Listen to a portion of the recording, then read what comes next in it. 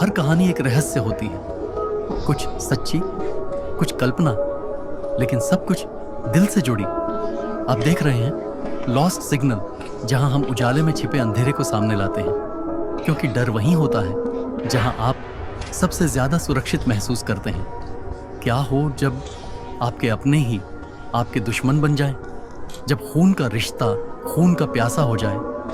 ये कहानी है एक ऐसे परिवार की जहां प्यार, विश्वास और अपनापन सब कुछ था, लेकिन एक चेहरे के पीछे छुपा था ऐसा राज जो सब कुछ तबाह कर देगा। ये कहानी है साइकोपैथ इन द फैमिली, जब अपनों से ही खतरा। उत्तराखंड के एक शांत से गांव में रहता था कौशल मिश्रा का परिवार। एक साधारण खुशहाल परिवार।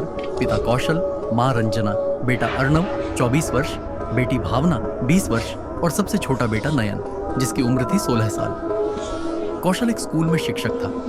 समाज में उसका काफी सम्मान था। सब कहते, मिश्रा जी तो बहुत अच्छे इंसान हैं, उनके बच्चे भी बहुत संस्कारी हैं। पर कोई नहीं जानता था कि इस परिवार के अंदर कुछ ऐसा पल रहा था जो एक दिन सब कुछ निगल जाएगा। सबसे छोटा बेटा नयन बचपन से ही थोड़ा अलग था।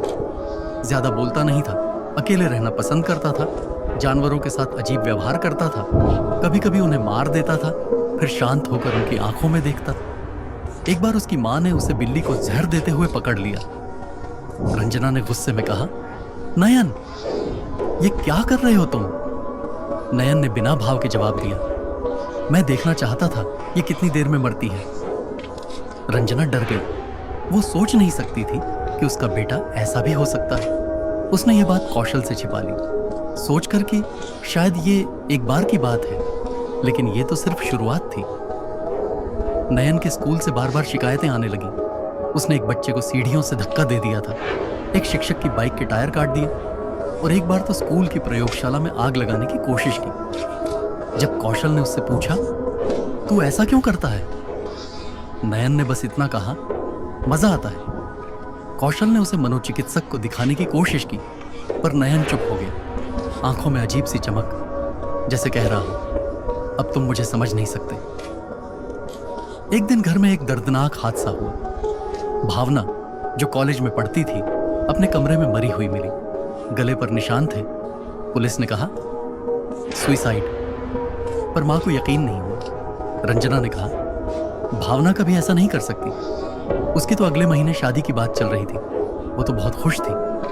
लेकिन सबने यह सोचकर मान लिया कि शायद कोई अंदरूनी दर्द रहा होगा। केवल नयन था जो एक कोने में खड़ा था, चुपचाप, चेहरे पर हल्की मुस्कान। रंजना ने गौर किया, पर कुछ कह नहीं पाई। भावना की मौत के बाद अर्णव बहुत बदल गया। वो अक्सर नयन को घूरता रहता था। एक दिन उसने मां से कहा, मां, मुझे लगता है भावना की मौत सुसाइड नहीं थी, वो मारा गया। रंजना ने चौंक कर पूछा, कौन मार सकता है उसे? अर्णव बोला, मैंने नयन के कमरे में भावना की चूड़ी देखी, उसके मोबाइल में भावना के कमरे की वीडियो भी थी।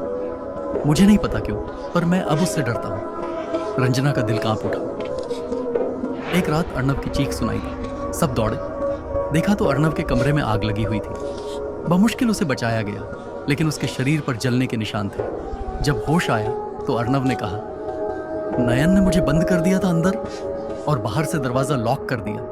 पुलिस बुलाई गई, पर नयन ने साफ इनकार कर दिया और सबूत नहीं थे। रंजना अब टूट चुकी थी।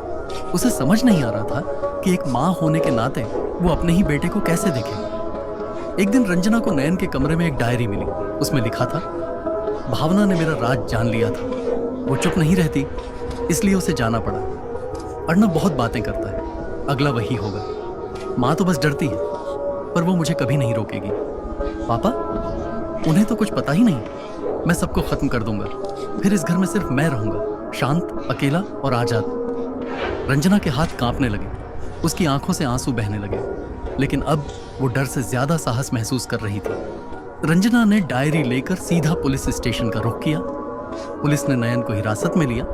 पूछताछ में शुरू में वो चुप रहा, फिर मुस्कुराया और बोला, हाँ मैंने मारा, और करता भी, क्योंकि उन्हें मरना चाहिए था।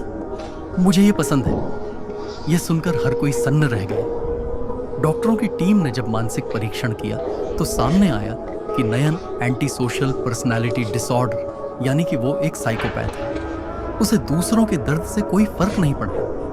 वो खुद को सबसे ऊपर समझता है और उसे लोगों को चोट पहुंचाने में खुशी मिलती है। कोर्ट ने नयन को जुवेनाइल एक्ट के तहत एक विशेष मानसिक सुधार गृह में भेजा। चूंकि वह अभी नाबालिग था, उसे उम्र कैद नहीं दी गई, लेकिन केस की गंभीरता को देखते हुए उसे लंबी अवधि के लिए निगरानी में रखा गया। परिवार के लिए यह एक राहत और दर्द का मिला जुला पल था। अगर आपके बच्चे का व्यवहार अलग है तो उसे नजरअंदाज न करें। हर अजीब बात बचपना नहीं होती।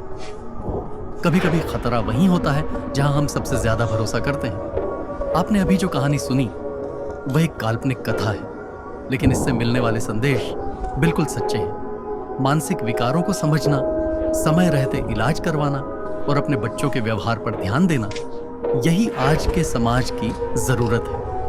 अगर आपको यह कहानी पसंद आई हो तो चैनल को लाइक, शेयर और सब्सक्राइब करना ना भूलें और नीचे कमेंट करके बताएं, क्या आप कभी किसी ऐसे व्यक्ति से मिले हैं जिसके व्यवहार ने आपको डरा दिया हो? मिलते हैं अगली कहानी में।